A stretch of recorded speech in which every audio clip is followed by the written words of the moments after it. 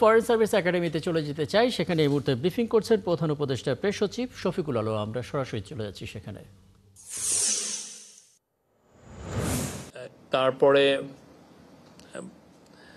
র্যাবের DG M Shahidur Rahman, DG coast guard rear admiral Ziaul Haque এবং আরও বেশ এনএসআই ডিজিএফআই এর প্রতিনিধিরা ছিলেন। মূলত চারটা বিষয় নিয়ে এখানে আলোচনা হয়। প্রথম হলো সোশ্যাল মিডিয়ায় যে ডিসইনফরমেশন, এটা খুবই প্রমিনেন্টলি আলোচনা হয়। আরেকটা হচ্ছে পদায়ন। আপনি জানেন যে ইলেকশনের সময় যে মাঠ প্রশাসনে কীভাবে পদায়ন হবে সেই বিষয়টা একটা বড় ইস্যু, সেটা নিয়ে বিস্তারিত আলোচনা হয়। এবং ট্রেনিং নিয়ে আলোচনা হয় এবং সিকিউরিটি সিচুয়েশন কীরকম হবে এবং সেখানে ডেপ্লয়মেন্টটা কীরকম হবে সেই বিষয়েও খুব গুরুত্বের সাথে আলোচনা হয়। প্রায় 2 ঘন্টার মিটিং ছিল। এই 2 ঘন্টার মিটিংয়ে আমি একটু বলছি যে নির্বাচনী দায়িত্ব পালনকারী কর্মকর্তাদের বদলীয় পদায়নের বিষয়ে এলাকায় গুরুত্ব বিবেচনায় কর্মকর্তাদের দক্ষতা বিবেচনা করে বিভিন্ন নির্বাচনী এলাকায় পদায়নের বিষয়টা গুরুত্ব পায়। প্রথমে এই বিষয়টা আলোচনা হয়। তো সেই বিষয়ে আমি বলতে পারি যে একটা বিষয় জোর দেওয়া হয়েছে মাঠ প্রশাসনে, বিশেষ করে ডিসি, এডিসি, ইউএনওদের জন্য এবং যারা ডিস্ট্রিক্ট ম্যাজিস্ট্রেট আছেন, ম্যাজিস্ট্রেরিয়াল রোলে যারা আছেন, তারা যাতে এমন কোনো পদায়ন না হয় যিনি গত 3টা ইলেকশনে ইনভলভ ছিলেন। সেখানে তারা রিটার্নিং অফিসার হন বা পোলিং অফিসার হন বা অ্যাসিস্ট্যান্ট রিটার্নিং অফিসার হন, কোনোভাবেই যেন গত 3টা ইলেকশনে এদের যদি মিনিমামও রোল থাকে তাহলে এটা যেন না হয়। এবং এই বিষয়ে আজকে ইলেকশন কমিশনের তরফ থেকেও জানানো হয় যে তারা এটা অলরেডি মেজার নিয়েছেন এবং এই বিষয়ে যারা কাজ করছেন যেগুলো এজেন্সিগুলো, তারাও এই বিষয়ে আজকে মিটিংকে অবহিত করেন।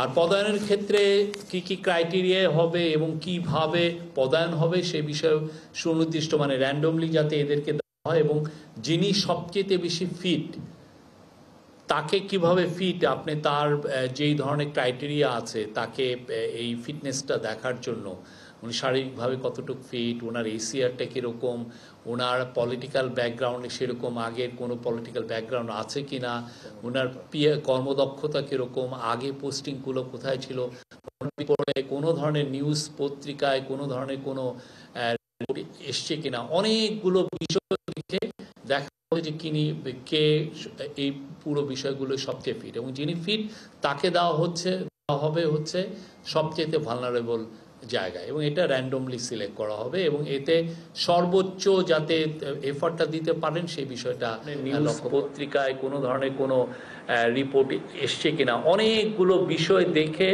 দেখা হচ্ছে যে কে এই পুরো বিষয়গুলো সবচেয়ে ফিট এবং যিনি ফিট তাকে দেওয়া হবে সবচেয়ে ভালনারেবল জায়গায় এবং এটা র্যান্ডমলি সিলেক্ট করা হবে এবং এতে সর্বোচ্চ যাতে এফর্টটা দিতে পারেন সেই বিষয়টা লক্ষ্য রাখা হয়েছে। চিফ অ্যাডভাইজার বলেছেন যে we have to hope for the best but prepare for the worst. সবাই যেন প্রিপেয়ার থাকি, যে কোনো বিষয়ে যে কোনো পরিস্থিতির জন্য যেন আমরা প্রিপেয়ার থাকি, সেটা উনি বলেছেন। আর পদায়নের ক্ষেত্রে নিজ জেলায় যাবে না কেউ, বা যদি কেউ তার এখানে আত্মীয় থাকে, বিশেষ করে শ্বশুর বাড়ি থাকে, সেখানেও তার পোস্টিং সেখানে হবে না। আর এই আরেকটা বিষয় দেখা হবে যে তাদের কোনো আত্মীয় স্বজন প্রতিদ্বন্দ্বিতা করছে কিনা, সেক্ষেত্রেও সেই বিষয়ে পদায়নের বিষয়টা এটা খুবই লক্ষ্য রাখা হবে।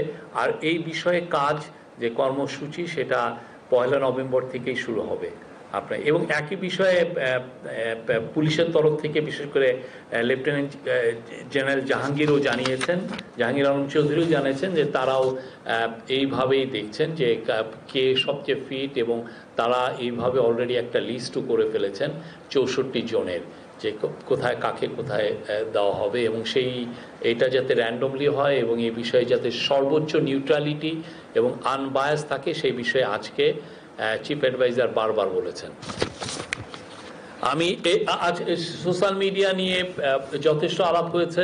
সোশ্যাল মিডিয়ার মাধ্যমে আপনারা জানেন যে কিভাবে মিস ইনফরমেশন, ডিসইনফরমেশন ছড়ানো হচ্ছে। আরেকটা হচ্ছে যে সেন্ট্রাল কমিটি ডিসইনফরমেশনের জন্য একটা কমিটি, এটা পুরো আপ টু সেন্ট্রাল একদম ইলেকশন কমিশনেও থাকবে, এটা এখানে মন্ত্রণালয়গুলোতেও থাকবে যারা এই বিষয়গুলো দেখছেন। আর অ্যাট দ্য সেম টাইম এটা উপজেলা লেভেল পর্যন্ত থাকবে, ডিস্ট্রিক্টে